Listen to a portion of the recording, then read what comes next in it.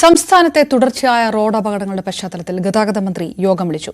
ചൊവ്വാഴ്ച വൈകിട്ട് 4 മണിക്കാണ് യോഗം. വിവരങ്ങളുമായി ഡാൻ കുര്യൻ ചേരുന്നു. ഡാൻ, തുടർച്ചയായി ഉണ്ടാകുന്ന അപകടങ്ങൾ, വലിയ ദുരന്തങ്ങളിലൂടെ കടന്നുപോകേണ്ട അവസ്ഥ കേരളത്തെ സംബന്ധിച്ചിടത്തോളം വളരെ കർശനമായിട്ടുള്ള നിർദ്ദേശങ്ങളിലേക്ക്, റോഡ് നിയമങ്ങൾ കൂടുതൽ കാര്യക്ഷമമാക്കുന്നതിലേക്കുമൊക്കെയാണോ യോഗം വിളിച്ചിരിക്കുന്നത്? പ്രധാന അജണ്ട എന്താണെന്നാണ് അറിയാൻ കഴിയുന്നത്?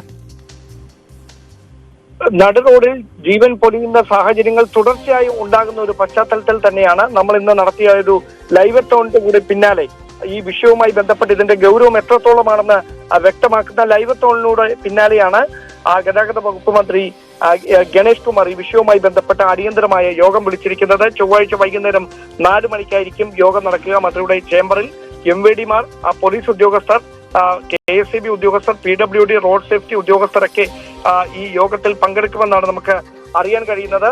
എന്തുകൊണ്ടാണ് തുടർച്ചയായി ഇങ്ങനെ അപകടങ്ങൾ ഉണ്ടാകുന്നത്, ഇതിന്റെ പ്രധാനപ്പെട്ട കാരണങ്ങൾ എന്തൊക്കെയാണ്, അതോടൊപ്പം തന്നെ ഈ രാത്രി യാത്രയുമായി ബന്ധപ്പെട്ടാണ് വലിയ തരത്തിൽ ഈ അപകടങ്ങൾക്ക് വഴിവെക്കുന്ന സാഹചര്യങ്ങൾ ഉണ്ടായിക്കൊണ്ടിരിക്കുന്നത്. അതുകൊണ്ട് തന്നെ ഈ രാത്രി യാത്ര ചെയ്യുന്ന ആളുകൾക്ക് ബോധവൽക്കരണം നൽകുന്നതടക്കമുള്ള കാര്യങ്ങളിൽ, അമിത വേഗതയിൽ പോകുന്നത് നിയന്ത്രിക്കാൻ എന്തൊക്കെ ചെയ്യാം എന്നതടക്കമുള്ള കാര്യങ്ങളിൽ കൃത്യമായ വിശദമായ ചർച്ചകൾ നടക്കും.